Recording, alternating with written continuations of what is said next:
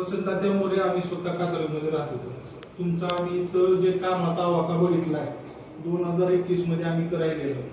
हे कात्रज तलाव असू द्या, हे इतकं सुंदर काम केलेलं आहे, मला तर विश्वास बसत नाही. तुम्ही असं आता जसं म्हणता, मला त्या महाराष्ट्रातल्या कुठल्याही मतदारावर विश्वास बसत नाही की कात्रज प्रभाग 38 मध्ये असा निकाल लागला.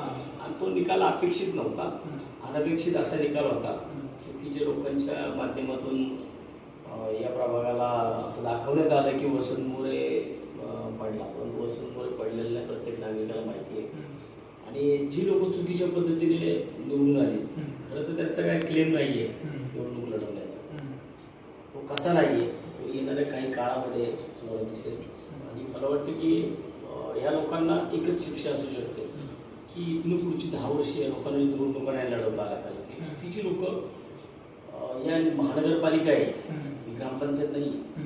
कारण महानगरपालिकेमध्ये येताना सगळ्या गोष्टी नीट पाहाव्या लागतात. ज्या ते पाहिल्या नाही तर त्या गोष्टींची किंमत त्यांना आता मोजावी लागेल. त्याच विषयावरती काम करत असतो.